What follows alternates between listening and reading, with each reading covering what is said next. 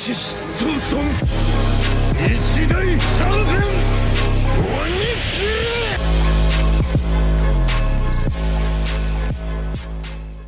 là ensuite on va passer au filtre spécial Team Crouton, c'est ce filtre là, voilà. Donc si vous voulez un tuto pour savoir comment faire ce filtre un peu magique, et bah dites-le moi en commentaire. Ok. Bonjour à toutes et à tous, c'est Rock, j'espère que vous allez bien, moi en tout cas ça super. Aujourd'hui on se retrouve pour une nouvelle vidéo. Et dans cette vidéo, je vais vous sauver la vie parce que je vais vous montrer comment faire le filtre Team Crouton, même si ça s'appelle pas comme ça. En vrai ça s'appelle Camera Raw et c'est un filtre HDR en fait, voilà. Tout simplement, mais moi je l'ai appelé comme ça parce que c'est surtout, enfin on a surtout vu la Team Crouton s'en servir, et plein d'autres évidemment, mais principalement c'était ceux-là. Et donc du coup je vais vous montrer comment faire ça et vous allez voir que c'est ultra simple, le tuto va durer pas plus de 5 minutes je pense.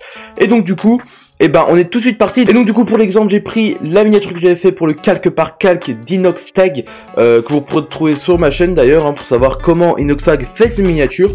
Et donc du coup là j'ai exporté la miniature mais sans le fameux filtre. Et donc du coup je vais vous montrer comment faire. Donc imaginons là vous venez de finir la colorimétrie de votre miniature, parce que oui j'ai pas précisé mais normalement vous devez faire cette étape une fois que vous avez tout fini la miniature et que vous avez surtout fait la colorimétrie, donc ça se fait après tout ça.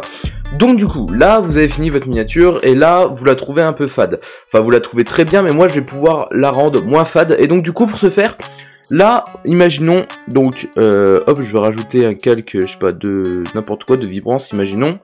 Hop, voilà, j'ai fait ma colorimétrie, etc., blablabla.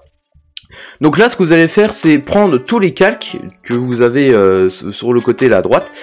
Donc vous allez tous les prendre, et vous allez faire Maj, CTRL, ALT, E pour les réunir sur un seul calque.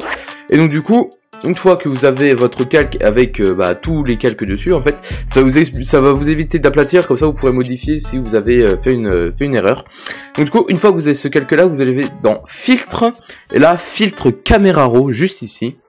Et donc là, on arrive un petit peu au paradis hein, des miniatures.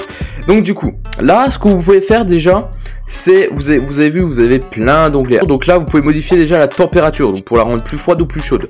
Donc là, je vais la rendre un peu plus froide, puisque vu que c'est en vert, hop, voilà. Ensuite, la teinte, c'est pareil, un peu plus verte ou un peu plus violet. Donc là, je suis dans le thème vert, donc je vais aller plus du côté vert. Ensuite, l'exposition. Donc hop, vous pouvez modifier, donc en fait ça va être l'exposition de votre miniature en fait. Tout simplement, donc si on va la rendre plus lumineuse ou un peu plus sombre. Donc du coup moi je vais la rendre un peu plus sombre parce que déjà qu'elle était pas mal lumineuse.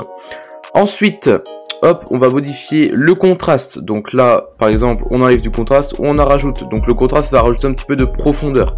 Donc là du coup, hop, moi je vais en rajouter un tout petit peu. Et allez-y doucement avec ces paramètres là. Et il n'y a pas de paramètres parfaits. Chaque miniature aura ses paramètres. Et vous pouvez pas mettre un preset entre guillemets de paramètres. C'est impossible. Parce que sinon ça va faire dégueulasse. Donc là du coup, les tons clairs, ça va être les blancs tout simplement. Est-ce que les tons clairs, blanc, orange, etc., jaune, vert, vous allez vouloir les rendre plus clairs ou moins clairs tout simplement. Donc là on peut voir la différence par exemple sur l'épaule d'Inoxtag. On peut voir que si j'augmente à fond, on voit plus son épaule et plus les coutures du pull, alors que si j'enlève, on les voit incroyablement bien. Donc du coup, les tons clairs, je vais les baisser un petit peu. Ensuite, les tons foncés, c'est pareil. Tout ce qui est foncé, est-ce que j'irai en plus foncé ou est-ce que je rajoute de la luminosité? Donc là, c'est pour les cheveux et le t-shirt, par exemple. Donc là, pareil, je vais en enlever un petit peu. Ensuite, les blancs. Bon là, je vais pas vous dire c'est quoi. Genre, c'est tous les pixels blancs qu'il y aura sur la miniature. Est-ce que vous allez rendre plus lumineux ou moins lumineux? Donc là, je vais rendre un petit peu plus lumineux. Là, tous les pixels noirs, c'est pareil. Est-ce que vous allez rendre plus lumineux ou moins lumineux? Donc là, je vais garder ces paramètres-là. Donc, une fois que j'ai fait ça, j'ai fait une grosse partie du travail. Ensuite, là, on va arriver à l'onglet le plus important, les textures, clarté et correction du voile. Donc, du coup, là, on va modifier un petit peu la texture. Donc en fait la texture ça va être tous les reflets des cheveux, sur la carrosserie, sur les plis des textiles, etc. Ça va être tout ça. Et donc du coup si on augmente, vous voyez que voilà, ça fait déjà un petit peu l'effet escompté, ça rajoute de la texture à votre miniature. Alors n'en mettez pas trop parce qu'après la clarté c'est ça qui va faire le truc. Donc là moi je le mets à plus 17, voilà, je dose doucement. Et donc là la clarté c'est le filtre en soi. Donc là si j'augmente à fond, voilà. là on a une miniature d'Inoxtag, hein, tout simplement. Donc si je rajoute de la clarté, vous voyez que c'est carrément incroyable, ce filtre est incroyable. Ensuite, donc on va pas mettre trop, voilà, 43 c'est pas mal, il y en a ils poussent à 100, moi je vous conseille pas trop parce qu'après ça dénature en fait le visage carrément.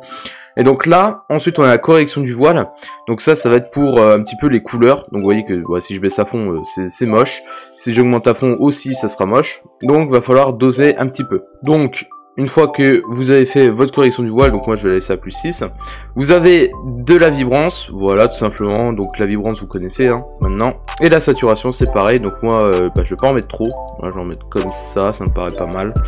Hop, et ensuite vous pouvez manier les courbes, tout ça, moi je m'y connais pas trop, donc je vais éviter de le faire hein, pour faire des grosses conneries.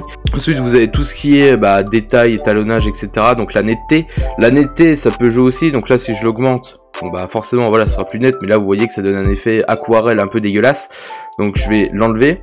Ensuite la réduction du bruit, ça aussi vous pouvez en mettre, donc ça va enlever en fait le bruit qu'il y a sur les différents éléments. Donc le bruit c'est des petits points en fait tout simplement, donc là on peut en voir qu'il y en a sur la carrosserie ici, là ici on a aussi.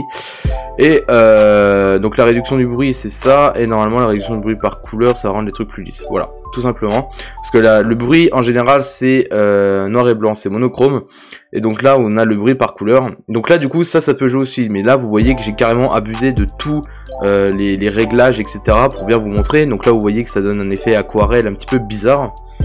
Et donc là, du coup, on a presque fini. Et donc là, du coup, je vais un petit peu vous montrer les paramètres. Là, pour moi, c'est fini, mais je vais un petit peu vous montrer les autres paramètres. Donc là, voilà, vous avez tout ça, tout ce que vous pouvez modifier. Donc la teinte des rouges, jaune, vert, turquoise, bleu, etc. Donc là, par exemple, si je manie un petit peu le turquoise, voilà ce que ça donne. Alors c'est très léger, hein, comme vous pouvez le voir. Donc là, ça va surtout se voir dans la vitre, enfin sur tout. Enfin, vous voyez la différence de toute façon.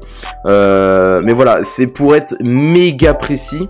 Hop, donc là c'est de la colorimétrie pure et dure hein, pour le coup. Et donc là du coup, une fois que vous pensez avoir touché à tous les réglages etc, enfin vous n'êtes pas obligé de toucher à tous les réglages, attention hein, mais vous pouvez essayer pour voir ce que ça fait. Donc voilà, vous avez de l'étalonnage etc. Et donc une fois que vous pensez avoir fini, vous faites OK. Et donc là du coup on va avoir le avant après. Donc là on a le après et donc là on a le avant. Donc vous voyez que ce filtre est carrément incroyable en fait. Genre vraiment ça rend vos miniatures tout de suite plus attrayantes en fait. Donc là j'ai un petit peu abusé des paramètres, hein. On peut voir que le front de Inox est carrément jaune. Là on a un effet de peinture pastel, là pareil sur le bras de Dinor etc. Donc voilà, j'ai un petit peu abusé pour bien vous montrer, mais vous dosez un petit peu quand même.